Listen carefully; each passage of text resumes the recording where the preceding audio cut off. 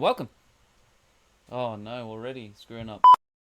Hello everyone, welcome. I'm here to review the brand new came out today, My Hero Academia World Heroes.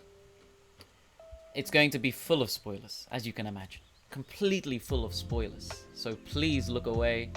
Who knows when it's going to come to the West? Usually takes quite a long time. But I'll give you my thoughts on it. Starting now.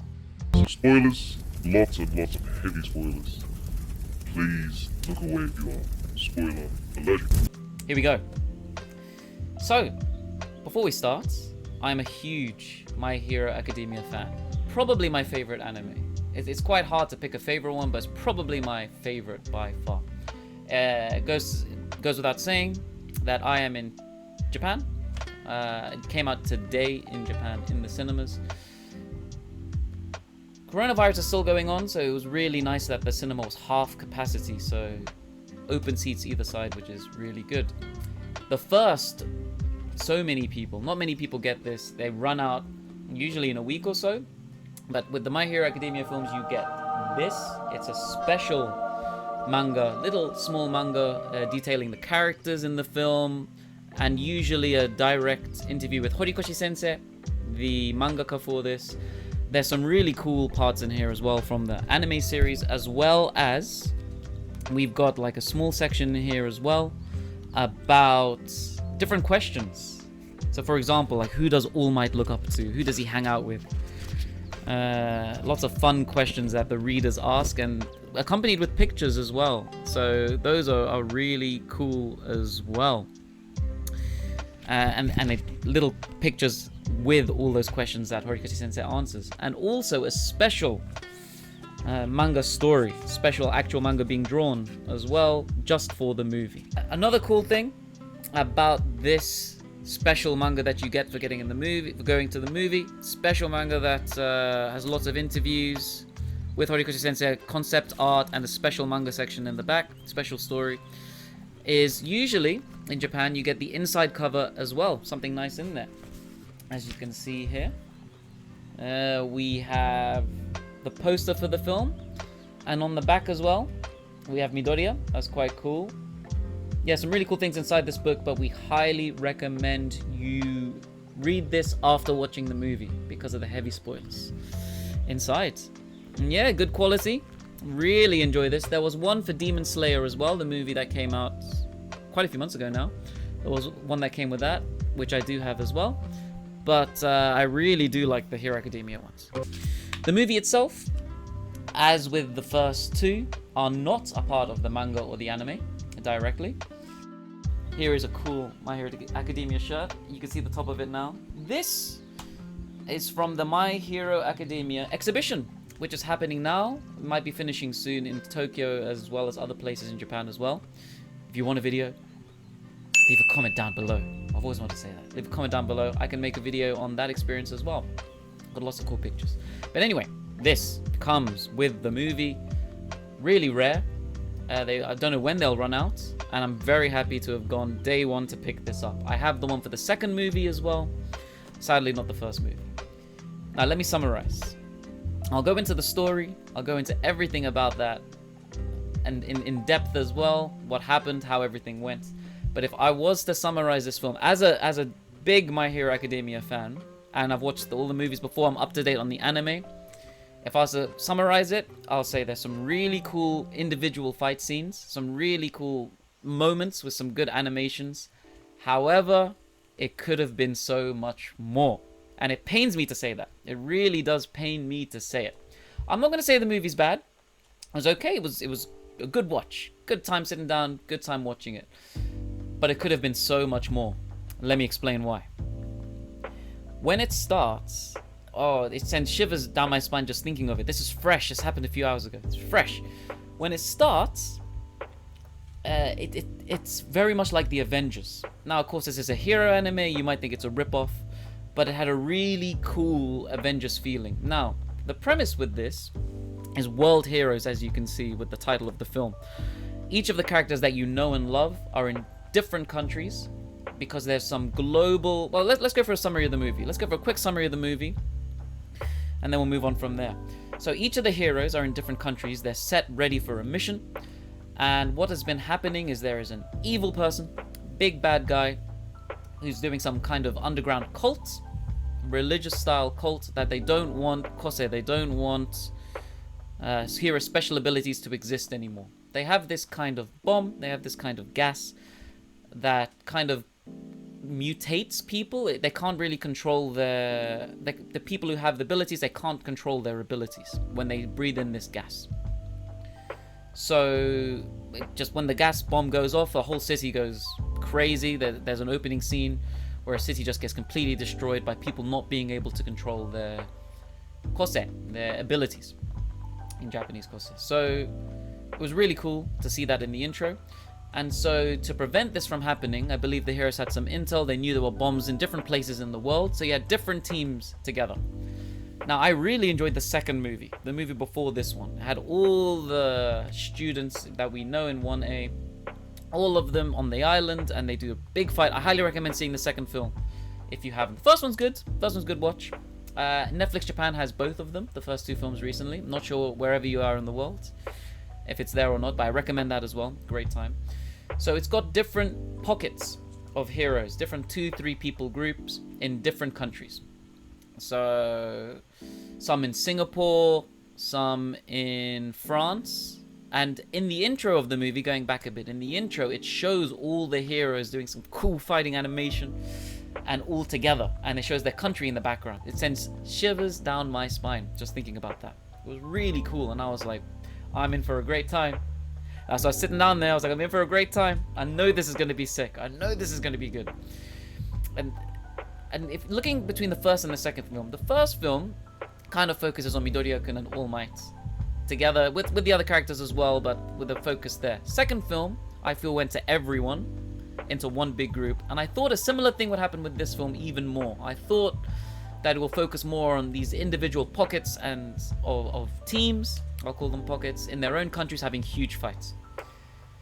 So we do see the bombs. We know there are bombs that are going to go off in different countries, and they have to foil this plot of this underground cult. The underground cult, ironically, is led by someone with an ability, with superpowers, who wants to stop all superpowers. And his ability is absorption and reflection, kind of. He absorbs attacks and can reflect it back at people. And he's very sad about that. It's caused him lots of pain in his life, this kind of ability that he's had as being pushed away from society. So he thought, screw it, we're getting rid of all abilities. That's how we make the real world. Very, very culty, very kind of religiously themed cult styles. With lots of humans joining as well. So we have that. Now, sadly, so it ended up at the end of the day with these three guys. Well, you know, you could assume it's these three, Midoriya, Bakugo, and Todoroki. You know it's going to be with them. These suits are sick. You only see them for a fraction of the film, the intro. And it's really cool. It looks so cool. Like, show us more is what I felt. There was a lot of I want more feelings in this film. It ended up focusing on these three mainly, as you could guess. They have their own individual fights. As the story moves on, they have their own big individual fights going on, leading up to the end, with Midoriya taking on the final boss. And you get very, very little. Like in the intro, you see all these really cool teams together, and they're representing, well, they're in each country, and it shows them. And you get such little action with those heroes. Like Tsuyu-chan, right? The frog girl. She maybe has 3 words in the whole film. That's it. I felt sorry for the voice actress. Like, 3 words, that's all I get. That's it. That's it. So I felt sorry for some of the characters. I was hoping that they would really show off some of the people more, like Ida-kun, the one super fast running. He was so good in the anime recently, the 3rd team battle, that I thought they would show more of that. Sadly, it focuses mainly on these 3. Even though it focuses mainly on these 3, I would say their fights are okay. Not amazing, but okay. And that's what's sad as well. They had some action together as well, which is really cool. And that's it. Now, there's another character involved in this. He's a really famous voice. I believe he's a celebrity who has been invited to act out this person. You got a character, you can see him in the middle. This guy, guy hiding here. New character for this film, written in. And the voice actor is Yoshizawa Ryo.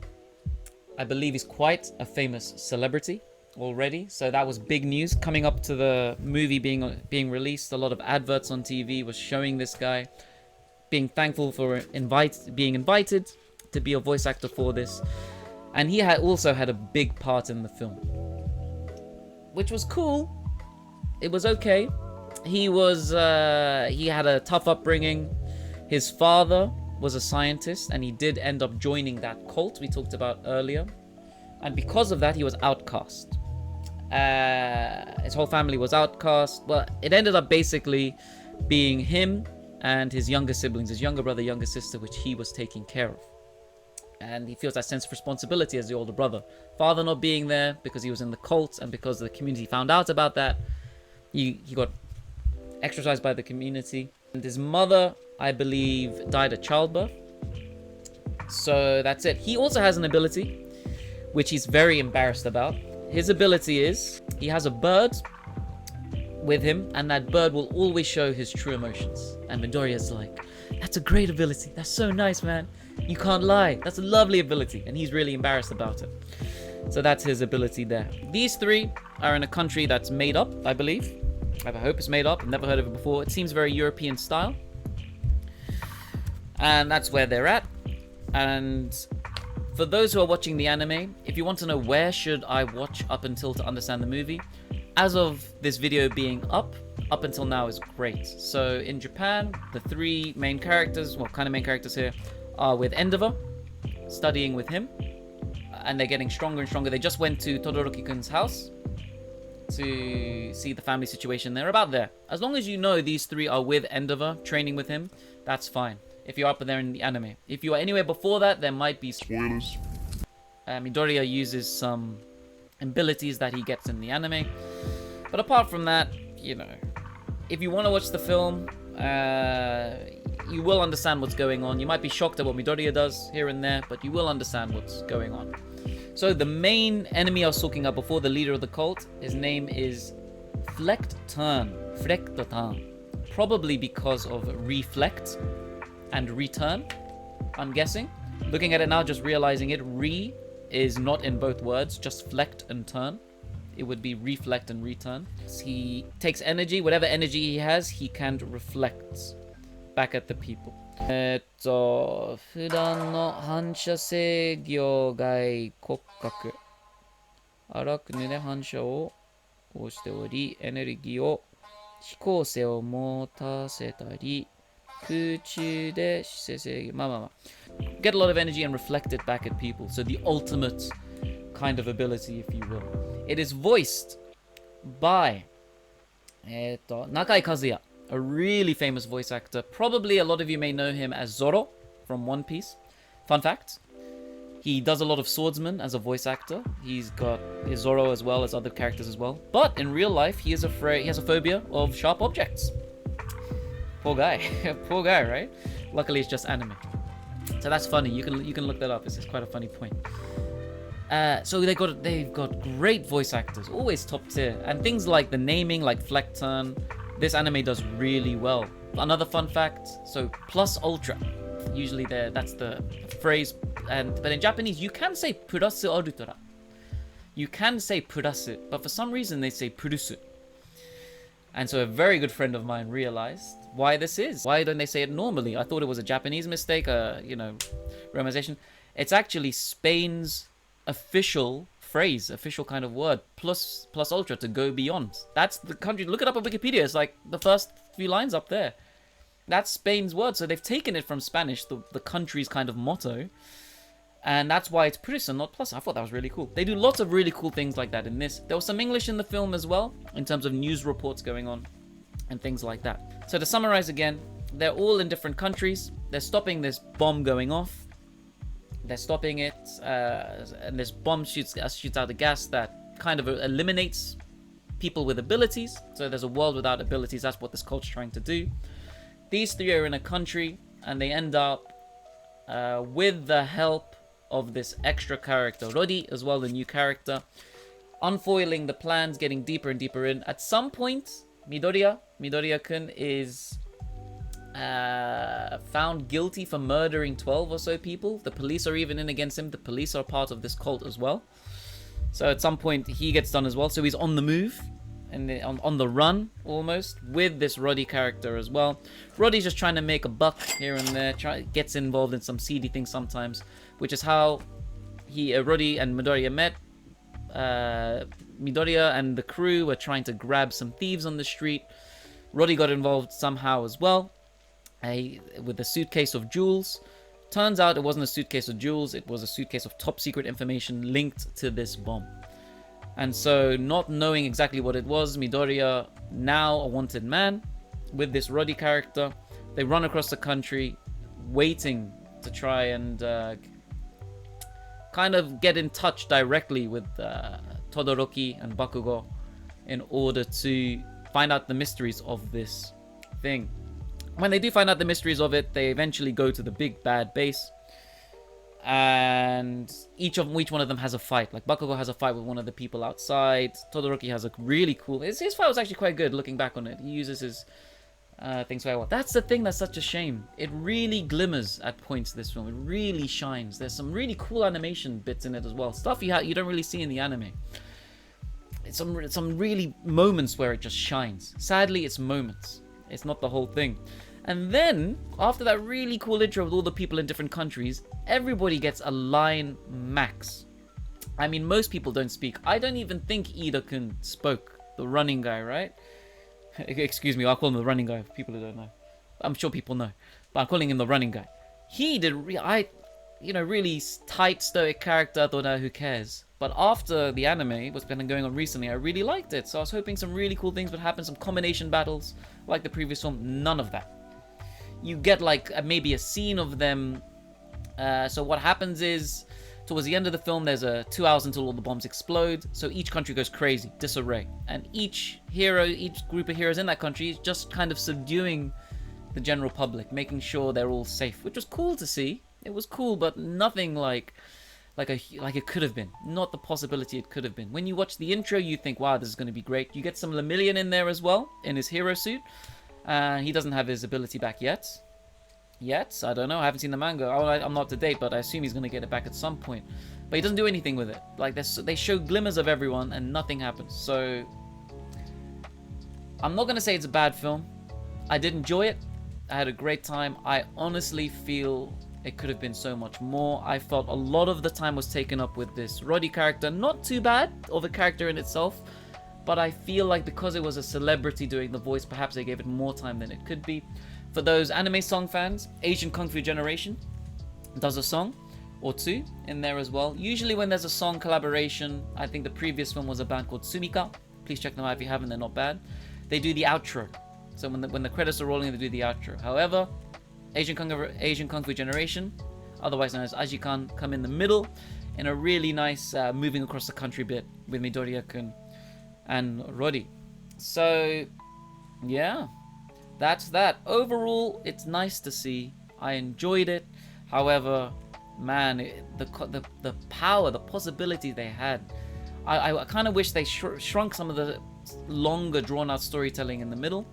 While good, setting up the scene, especially in the beginning of the film, sets up the scene very well. I felt like they set up the world and the problem well, and then from there, it would have been really cool to see how each really cool combination of heroes would act together. For example, Tokoyami to 誰だっけ? Hawks and Tokoyami?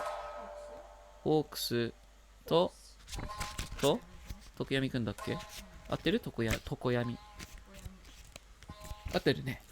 So for example, fan favorites Hawks, number 2 hero, I believe at this current stage in the anime, and Tokoyami, the bird man with the cool shadow. They're like, we're in charge of America. We'll take care of America. And they set up the scene so well, and they don't do anything. They fly around for a bit. That's it. Really felt, I don't know, I don't want to say rushed. I had a rushed kind of feeling in terms of the other heroes. It's like they showed them really cool and then focus on these 3 for the rest of the film. If they wanted to go that way, they could have gone that way. But, which they did, but I really felt like the other heroes were lacking. They made some cool new heroes as well. So for example, you've got some heroes in Singapore And they've got a cool hero called Big Red Dot. I'm looking at the book right now with him. It's kind of a Singaporean dragon style head. And barely like a line or two doesn't see his abilities. You got an Egyptian. This is not a joke. There's an Egyptian guy called Salam. Greetings, Salam. He is literally a 2D like pharaoh, like you see in the hieroglyphs. But that's how he looks in the film. Everybody's drawn in a 3D way, but he's 2D, just looking at the side like this the whole film. Funny. It was really cool. I wanted to see more of him. He was there once or twice in the background, and I giggled every time I saw him. It was really cool. So it seems like they put a lot of effort into each country's kind of hero, right? These new heroes representing each country's, but did nothing with them. They did nothing with them. It would have been so cool to see the heroes in Singapore fight alongside the Singaporean hero. That in Egypt was one of the countries as well. It would have been really cool to see that the background setting there with the heroes, with this new hero fighting along. And some really, they do look cool. And I just wish I could have seen more. I know I'm repeating myself, but that's how I felt. I went in and I was like, I'm a big fan of the series. I don't want to go as far as saying I'm upset, but I'm like, man, it would have been really cool if. It would have been really cool if. It would have been really cool if. Really different feelings at the end of compared to the second film. Really happy I got this. Cool interviews in here. Some cool questions. If I was to read off one or two, there's also a deep interview with Horikoshi Sensei as well, as with the other ones. But for example, so they've got a section called Oshiete Horikoshi Sensei. So please tell us, Horikoshi Sensei. And they've got loads of questions in here. They have, like, I don't know, their fan questions. 22 questions to be specific. So one question I'm translating now live on the spot.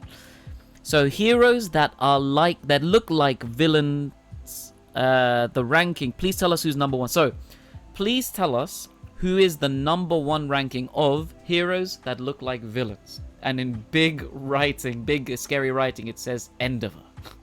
Endeavor. Wow, he is like that.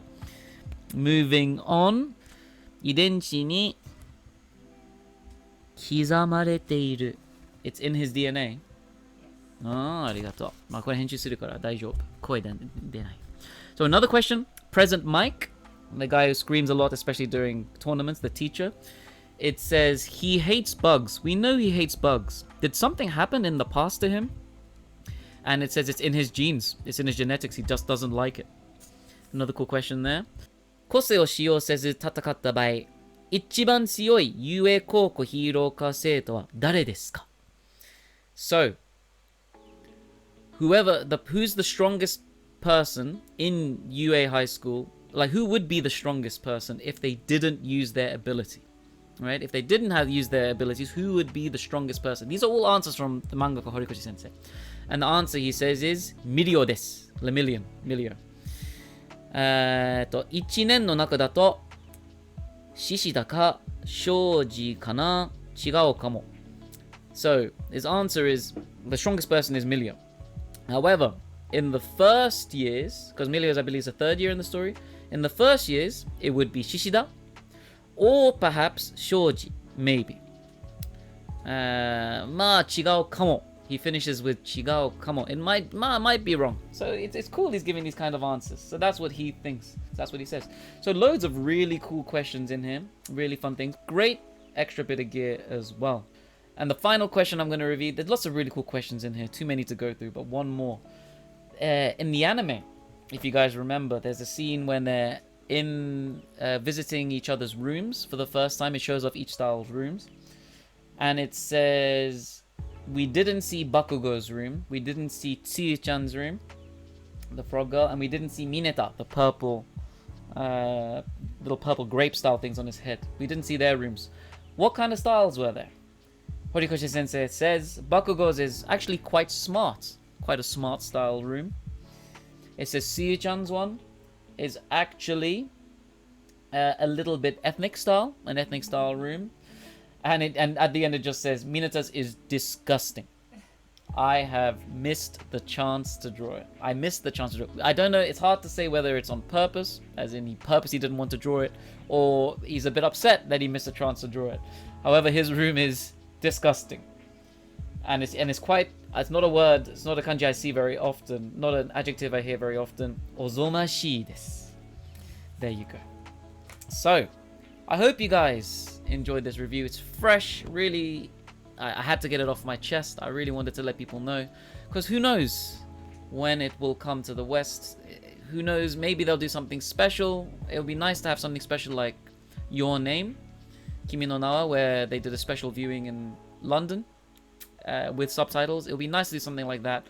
But if it does happen, it's hard to know when it will happen. So, for those who don't mind the spoilers so much, there you go. I hope you guys enjoyed it. If you did, leave a comment, talk about it below, anything else you'd like to know. Maybe I can go through some more questions.